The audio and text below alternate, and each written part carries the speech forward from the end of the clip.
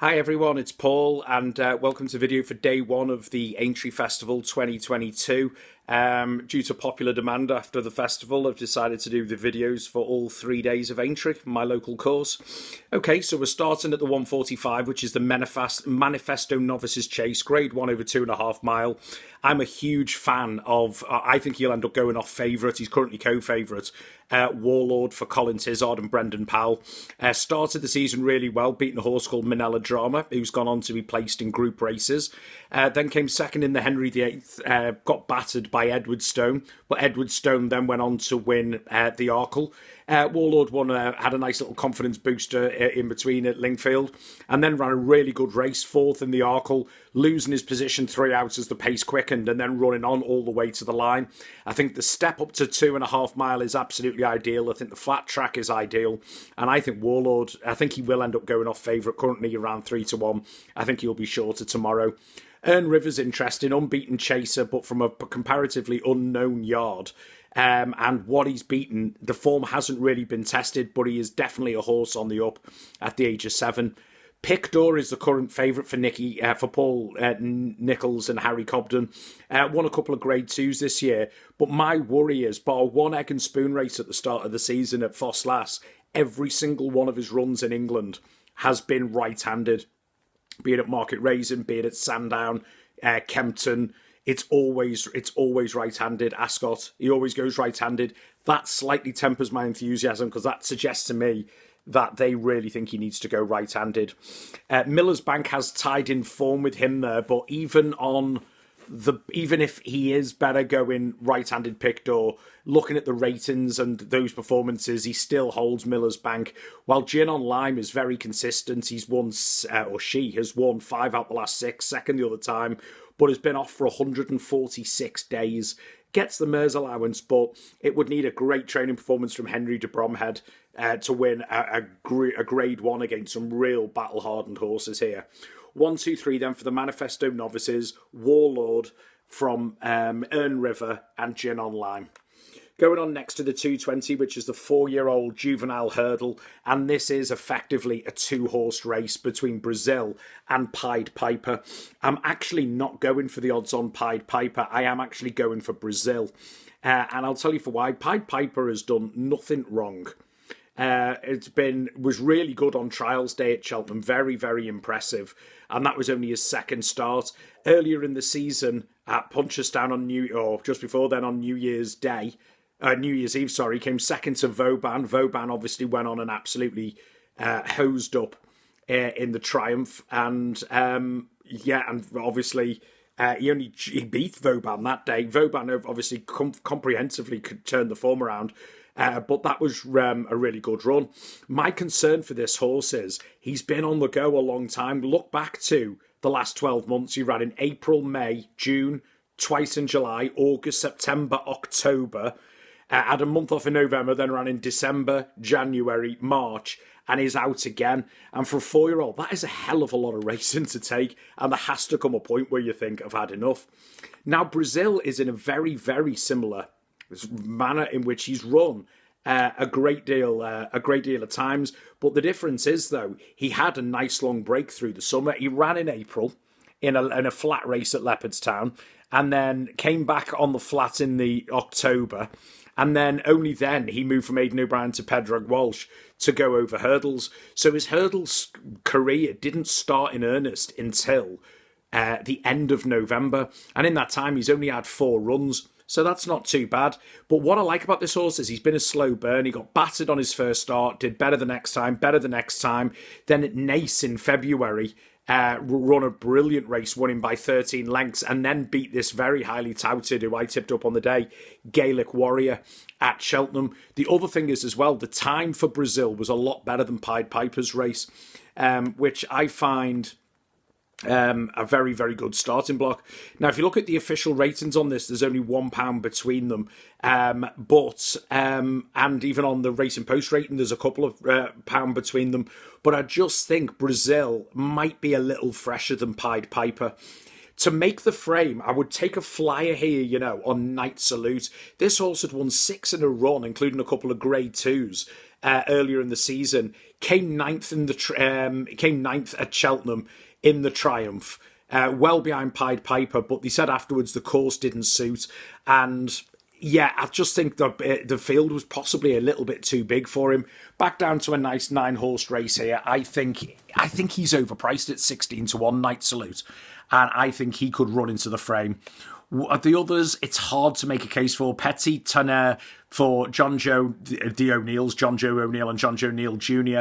Has done nothing wrong, won 3 out of 3, nothing of this standard, and will have had to come on an absolute bundle on here. And I think it's quite clear that he's the second string of McManus here. 1, 2, 3 then for the juvenile hurdle is Brazil from Pied Piper and Night Salute.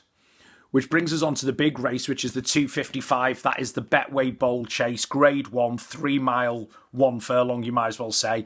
And this is a great renewal, even though we've not got the Gold Cup first or second in it. I am a massive fan, and the selection here is Protectorat. I thought he'd run a screamer in the Gold Cup to come third. Didn't get the best of runs down the hill, and if he didn't smash the last, I think he might have even challenged for second. I know we got second that day on Manila Indo, but he travelled and performed supremely well. What I like is, though, he's gone to Aintree twice, and not just won twice, sluiced up twice and shown a real liking for the course. That stands him in great stead.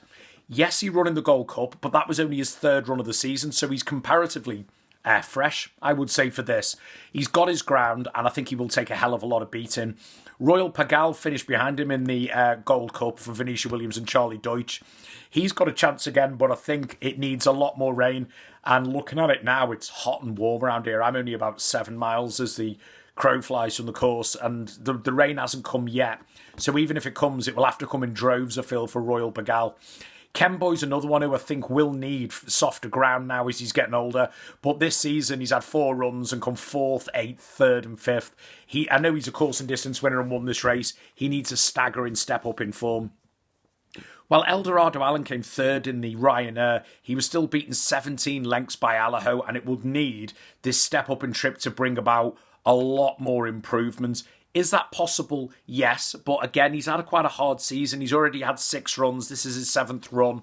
That's a concern I've got on him. Conflated was booked for second in the Ryanair, but took a really heavy fall. I'm surprised they're running him again so soon, because that was a proper fall. But before that, won the Irish Gold Cup. So the step up in trip to 3 mile could be good. It wasn't so much a tired fall in the Ryanair. It was just as Allaho was going through the gears and Conflated was trying to go with him, and he had no chance, to be honest with you. It was more a speed fall than a tired fall. So Conflated is the danger stepping back up into his trip for definite.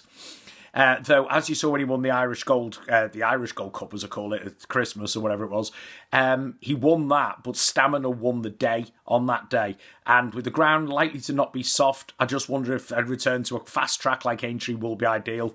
Clandazobo has won this race before, but this year he came back with a good win. But for me, the last 2 runs, especially in the Denman, were really disappointing. They've kept him fresh for this, but he's 10 now, and I don't think he's got any more surprises left in the locker.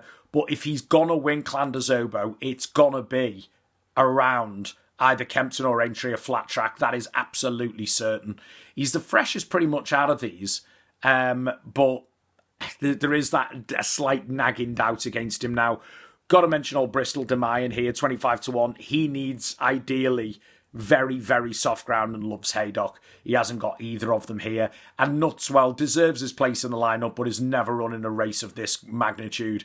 And Itchy Feet has gone well off the boil. Stamina is a big doubt, and it's hard to make a case for. 1, 2, 3, then in the Betway Bowl, it's Protectorat from Conflated and Clandazobo. We move on now to the 330, which is another grade 1, which is the Aintree Hurdle. It's a 2 mile 4, and this is a very, very small field. There's only 7 horses in it, and a very tricky one with a lot of horses stepping back to 2.5 or stepping up to 2.5, making it very, very difficult to weigh up this. Looking at the possible always runs, McFabulous was brilliant last season, but his 2 runs this year have not been great. It's got to be said, and he needs a huge step up in trip step up in, not just trip, a huge step up in form to focus here. Same with Guard Your Dreams, ultra consistent and always in the top 3, but at this level, likely to be found out. While Glory and Fortune won the Betfair Hurdle and then came a respectable 5th, I would say, in the Champion Hurdle, albeit beaten a very long way. I can't see this horse all of a sudden benefiting from stepping up, to be honest with you. I just can't see it happening. Brewing Up a Storm is very interesting. Brewing Up a Storm is very interesting because this is his ideal trip and he's a course and distance winner. So there's no danger at all about the trip with this one. The try and cheek pieces today, which is a big worry, because that means he's just probably not concentrating. He did come second in the National Spirit Hurdle at Fontwell and did seem to doss around. But at 11-2, if you're looking for an each-way play, he's pretty much guaranteed to run a decent race, and he probably would have won the Relkeel Hurdle at Cheltenham earlier this season over this trip if he didn't fall at the last. Monmirral's been lightly campaigned. He's only had 2 runs and missed the festival to come here. But whether he's won at the course as well, which is a big plus. He won at this meeting last year. But whether this trip is ideal for him, I don't know. Which leaves the big 2 in the market, which is Zenahia and Epatante, who are both currently co-2-1 favourites. Zenahia has been model of consistency again, but only won once this season. It's hard to judge him on that, to be honest. It's very hard to judge him on it because all he's done all season is run into absolutely high-quality horses who, no disrespect to him, are better than him. He run into Honeysuckle in the Champion Hurdle. At the Leopardstown Dublin Festival, came into Honeysuckle again. And a couple of times earlier this season, ran into Sharjah. So you can't really blame him for it. He's very, very consistent. And the other thing that I do like about this horse, I suppose, is the sire's Nathaniel, who had a bit of stamina in it. The concern would have to be, though, the form of Gordon Elliott's Yard. Only 1 win in the last 2 weeks. And he's only actually had 2 wins from his last 70 runs, which is beyond bad. So that is the slight concern I have on him.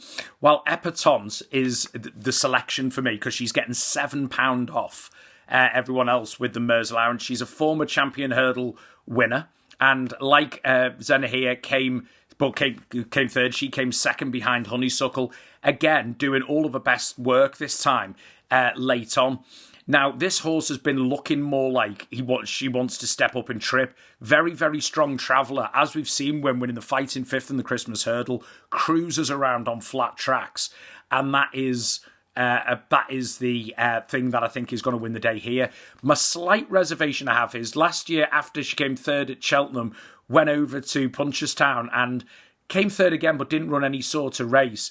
Before that one as well, before she won the Champion Hurdle, the only bad run she had was this time of year. Is she better earlier in the season? It's very loose because I suppose when she came 3rd at the Punchestown Festival, it was still the Irish Champion Hurdle and she got placed. Now, what I think it is with Epatante as well, Nicky Henderson's horses are firing at the moment, 34% win rate. And if, again, on the breeding, no risk at all and Kajara, that suggests to me this horse will want further. So that makes Epatante just the selection. 1, 2, 3 then for the Aintree Hurdle. It's Epatante from Zenahia and Brewing Up a Storm. Moving on next to the 405, which is the Fox Hunters Open Chase for amateur riders. 2 mile, 5 furlongs over the famous Grand National fences. And there is absolutely no way you cannot oppose. I've watched the Grand National last year. You cannot oppose Jet here for Robert Whaley-Cohen and Sam Whaley-Cohen. This horse jumped like a stag through the Grand National last year and 3 out, traded incredibly low at Betfair. And he was cruising. The petrol ran out over the last 3 fences, but still came a very, very respectable. I think he was 6 or 8 that day. Been a model of consistency this year. 3 runs, come 3rd, 1st and 2nd. He's shown a very, very strong liking for these national fences, and he's probably got the most experienced amateur rider in the field with Sam Whaley-Cohen.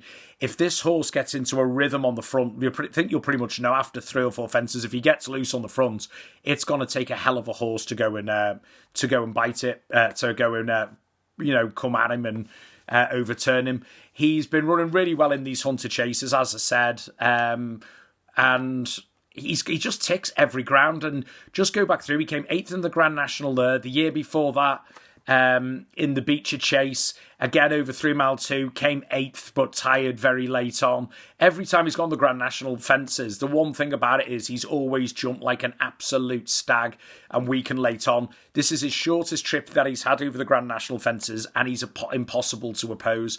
Late Night Pass obviously caused a bit of a surprise in this last year, and hasn't actually run under rules for a long time. He's been doing all of his trade in point to points, which is a good little grounding, I suppose you'd say. He was actually runner-up last year. Sorry, he didn't win. He was runner-up last year. But has been running point to point since. But again, came second to Cousin Pascal last year. And looked like he wanted a bit further. So the step up into the point to points is fine. I think this horse is another one who's guaranteed. He's currently the joint favourite with Jet to run a really, really good race. Stand up and fight for Ender Bolger with Aina O'Connor taking the ride. Starting to show a bit of form, 22-1. I wouldn't rule that horse out. While Maracuja's trying this discipline for the first time, and he's probably the classiest horse in the field based on past performance. But the question is whether he will stay the trip, and he's never gone over the fences before. I wouldn't put you off backing him at 16-1. And Cousin Pascal obviously won last year. And has been doing pretty well, though was shocking last time out at Cheltenham. It's got to be said. So that will be a concern so close to this. Paul Nicholls and David Maxwell have Cat Tiger, who has tackled these fences before and won really well. It's interesting, you should say it though, but David Maxwell, who rides and owns this one, has been going on about Bob and Co falling and saying he's the big choice for the Fox Hunters, he's this, that and the other. And it's interesting they haven't gone and changed this. Which would be a bit of a concern. He warmed up to this Cat Tiger getting absolutely mullered in the Kim Muir. But as I said, he's run over these fences earlier this season in the Grand Sefton and came 5th. Okay, beaten 31 lengths. Came 3rd in this race last year and shows a real liking for the course. It's just the latest run would be the concern if you were asking me. Now, one who I think is completely overpriced here is Drumconnor Lad for Adrian. Adrian Keatley is the trainer of this horse. And Tony Hamilton is a decent young rider. Well, I say young rider. He's probably not now. I've just been watching him since his young days. But he's a very good rider.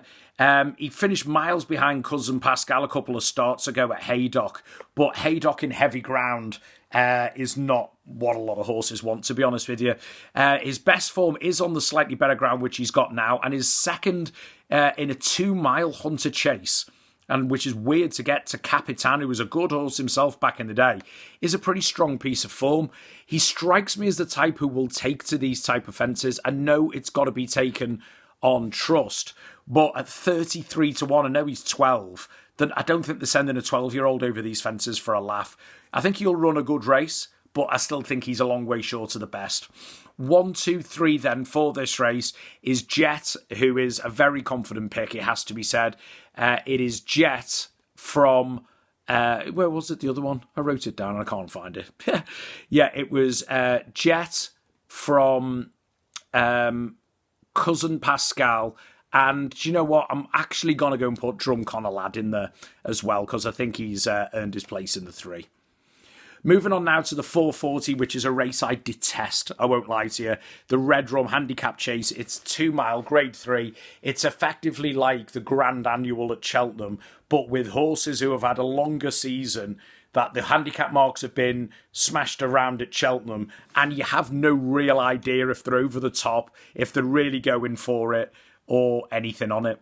An indication to the ground is Global Citizen, who won the Grand Annual, has been taken out. He needs bottomless ground, basically, that horse. So that would suggest that he hasn't got it here.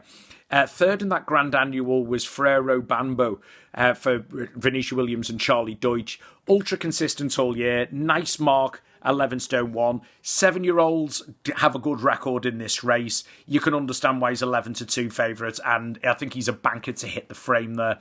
Gaelic Coast has been for money all week, Donald McCain and Brian Hughes, but he's only won 1 in 5. Yeah, he's got a nice weight, but he's not looked great in the finish, and I just wonder if that's the McCain Aintree factor attracting the money. Gunsight Ridge as well has run well. He's won over this distance, and he's been running consistent without looking like winning, and he's run well over course and distance before. Aidan Coleman takes the ride. 10 stone 7's a lovely weight. He would have to be down as a big danger for me, and is another one who I think will hit the frame. But Dolos is another one, sorry. Before I get to the selection, no form at all until one last time out, but he's got a hell of a weight with 11 stone 7, as is Sky Pirate, for a horse who's been decent, but both of them haven't been at the consistent best this year, and that slightly tempers enthusiasm. But for the win, I'm going for a horse that skipped Cheltenham, and that is the Sam Thomas trained, Sam Tristan Davis ridden before midnight. He's improved for the return to 2 Mile. That is absolutely rock solid guarantee. He loves 2 Mile. A couple of years ago, he was running okay over 2.5, 2 Mile 5, etc. But he's really found his feet, it seems now. Put a line through his run at Christmas when he came last behind Shishkin. He was never going to beat Shishkin. He's a decent handicap and no more. But earlier this season, he absolutely slammed in a really competitive race, first time out at Cheltenham, Sky Pirate by 6 lengths, and is weighted to uphold the form. Came out a month later and went to Ascot, and again, what was interesting there is he was jumping left at Ascot, and that's a right-handed track, and he did the same at Kempton. He then went to Doncaster in January for a handicap chase, and I was a bit disappointed when he was beaten, but he was beaten 1 length by a horse called Fernambula Savola, who ended up coming second, who ended up winning a graded race before Cheltenham and then coming second in a champion chase. So that form is absolutely rock solid. He was a non-runner in the Grand Annual because of the ground. He's fresh as a daisy for this. Yeah, he's got a big weight, but he looks like a very big strapping sort of horse. Sam Thomas doesn't have many rides or any horses in his yard, but he does love a handicap plot. And at 7-1, with a lot of bookmakers in this race actually paying top 5, I think he's a reasonably strong selection as you can be. 1, 2, 3 then for the Red Rum handicap chase before midnight from Ferrero Bamboo, and I'm also going to put Gunsight Ridge into there as well. Which brings us to the finale, which is the 5:15, which is always a nightmare race again. And it's the Mears Open National Hunt flat race bumper. It's a grade 2, 2 miles. But do you know what? I'm actually going for a bit of a turn up here. The favourite, understandably, here is Rosy Red Rum. Now, again, has the money been because it's got Red Rum in the title and we're at Aintree? As stupid as it sounds, this is what happens. I remember going back 10, 12 years ago, I actually made a fortune laying places on You'll Never Walk Alone. Yet I'm a Liverpool fan. The horse was called You'll Never Walk Alone, running in the National. It was never, ever going to stay, and it wasn't a good enough jumper. And it ended up at some stupid price, and the place was ludicrously low. And, you know, people latch onto it. I'm not saying this is it because it's not Grand National Day. But this horse won well on debut, decent second last time, can understand why she's up there as well, especially as Milton Harris trained, who's really known for flat exertions. Law Ella for Gavin Cromwell won really well on debut 3 weeks ago. But again, 3 weeks ago, will she go on from there? How good she is? There's literally no way of knowing. It's pin in a paper job. Naughty Ness as well for Lorna Fowler and Tony Hamilton. Came second on debut. Run a really good race actually on debut. Very, very green in the latter stages. Then went out to Fairy House and won, beating Shaker Maker, who was a subsequent winner there, and won going away. Seemed to have learnt a lot for the time off. So the question is, again, after 2 starts, what's she got left in the tank? Who knows? Katira for the Skeltons has only had 1 run and 1, but last summer, this was a talking horse last summer. When this horse was purchased, they thought a lot of this. Only had 1 run in February and won really well, and won in the manner of a good horse. Held up that day, which probably suits well here because these go off at a rate of knots, and quite often you'll get a horse coming through late because, especially on a flat, it's a long run up home. That it's very straight at Aintree, and quite often you'll see them getting played very late in the day. The big danger to my selection is Lady Excalibur for Alan Johns and Rachel Blackmore. Won really, really well here and has been put away since. Came second the time before the time before. And being honest, should have won. The race turned into a bit of a sprint. They've booked Rachel Blackmore because this is another horse that has to be teased into the race. Apparently finds nothing for pressure. So the only danger on this, I suppose, is there's fresh and there's 165 days fresh. But I think this horse is capable of a hell of a lot more than what's been discussed. Shanroe Diamonds won 1 out of 3 for Willie Mullins, and any Willie Mullins horse in a bumper you've got to take seriously. My attitude, though, if this was above average or even half average, this horse, she would have gone to Cheltenham and she didn't. That always slightly tempers my enthusiasm. But for the selection, I am going for a flyer, and it's Iliad Allen, now for Paul Nicholls, Harry Cobden trained. This horse is one, I would say, this horse was bought out of Nick Williams' yard after only 2 runs for 130,000, and it didn't see the track until October. Now, the interesting one about this was came third on debut in one of those junior bumpers, running on at the very end, all the best work at the end, then won at Warwick over a bit further. And what I liked this day was the further they went, the better it looked. Dropped back slightly as well for a junior bumper then at Cheltenham, and actually got beat. I did it that day. Got beat by a horse called Poetic Music by a length and a half. And the difference was that day was leading for too long, I think, in soft ground, and just got punted in the last half furlong. Only got beat a length and a third. Poetic Music from there went on and won a graded race, and then went on to come 6th in the Champion Hurdle, one of the best performers of the Brits. After that run at Cheltenham on New Year's Day, got sold earlier this month to Paul Nicholls, as said, for new owners, 130,000, and then immediately targeted at this race. Paul Nicholls has a decent form in it, and with a lot of bookies paying top 4, one even pay, I think it's Sporting Bet paying top 5. I just think at 12-1 now, Iliad Allen, I think she's too big a price in a race where, to be honest, anything can happen. 1, 2, 3 then for the finale, the Mears bumper. I'm going for Iliad Allen from Lady Excalibur and Rosie Redrum. Good luck, everyone. See you tomorrow. Ta-ra.